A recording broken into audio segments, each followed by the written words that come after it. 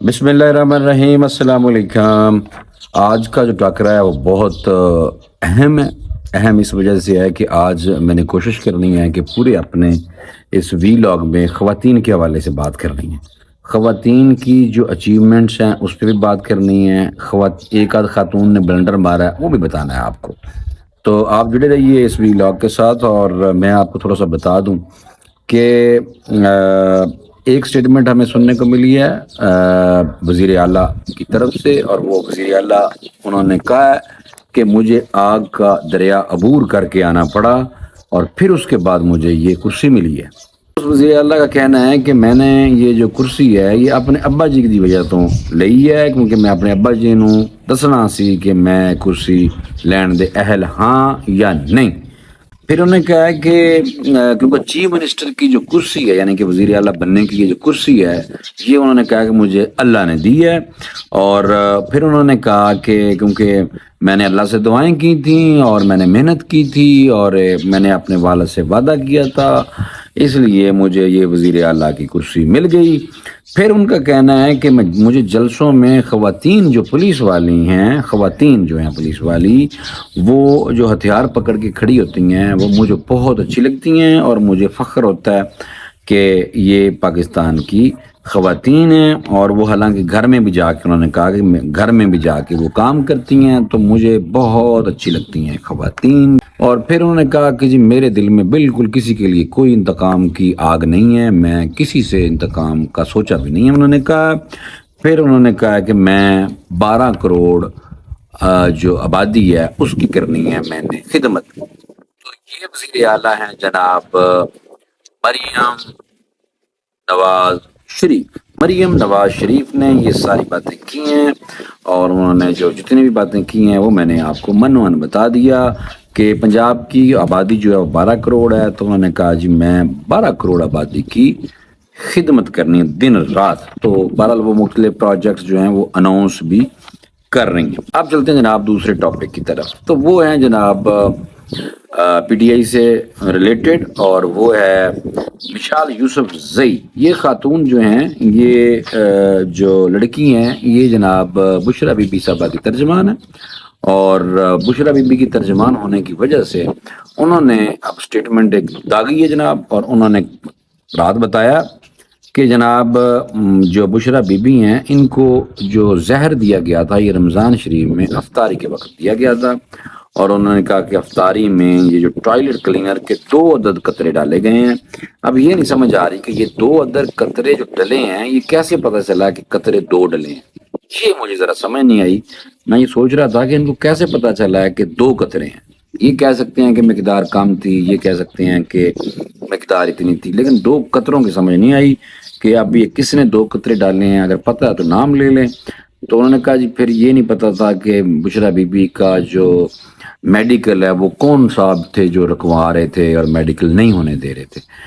अच्छा ये भी उन्होंने कहा। फिर मेडिकल तो बहरहाल हो गया है। मेडिकल जो हुआ है वो जो सरकारी तौर पर चीज़ें आई, हालांकि प्राइवेट और टॉप के जो हॉस्पिटल है अल शिफा इंटरनेशनल में बीबी का मेडिकल हुआ था। और मेडिकल जो हुआ है उसमें जो रिपोर्ट्स आई हैं उसके मुताबिक ये है कि बीबी के जनाब मिदे में गैस है, कुछ ज़्यादा और इशू नहीं है, लेकिन बहरहाल ये कहा गया है। बाकी अगर कोई और मसले मसाइल हैं और कोई और अगर तकलीफ़ है तो बिल्कुल ज़रूर बल्कि शौकत खाना में भी इजाज़त मिलनी चाहिए उनको, ताकि उनका जो मेडिकल चेकअप है ये इंसान की ज़रूरत है और ये वो हर हालत में ये होना चाहिए, क्योंकि किसी की जान बहुत ज़्यादा कीमती होती है। सियासत इतनी रह जानी है, जान बहुत कीमती है। तो इसलिए मैं भी ये समझता हूँ कि जो आजकल हुकूमत में हैं जो लोग और जो दूसरे करता धरता लोग हैं उनको चाहिए कि इस मेडिकल को ज़रूर होना चाहिए उनकी ख्वाहिश के मुताबिक। अच्छा जी, एक और बात है जो मैंने आपको बतानी थी, वो ये थी कि एक और ख़बर है जो कि ईरान में जो ईरान का ईरान में इंटरनली एक फुटबॉल मैच था, ठीक है सर। اور جو فٹ بال میچ تھا اس میں ایک واقعہ ہوا ہے، اور واقعہ ایسا تھا کہ ایک خاتون ہے جو جا کے ایک فٹ بالر کو جفی ڈال لیتی ہے، 3 سیکنڈ تک اس نے گلے لگایا اس کو، اور اس جفی کی وجہ سے جناب جو ایران میں جو فٹ بال اور اسٹیڈیم کے اندر جو میچز کسی قسم کے میچز ہیں ان میں خواتین کا داخلہ ممنوع کر دیا گیا ہے، اور یہ یزدان کا ایریا ہے، اور خاتون فٹ بال 3 سیکنڈ کے لیے گلے میں، جس میں فٹ بالر جو ہیں وہ گول کیپر ہیں اور ان کا نام حسینی ہے، اور ان پہ جرمانہ ہوا $4500، اور انہوں نے کہا کہ میں اپنے اس مداح کی خاطر یہ جو جرمانہ ہے جناب یہ میں نے ضرور بھرنا ہے۔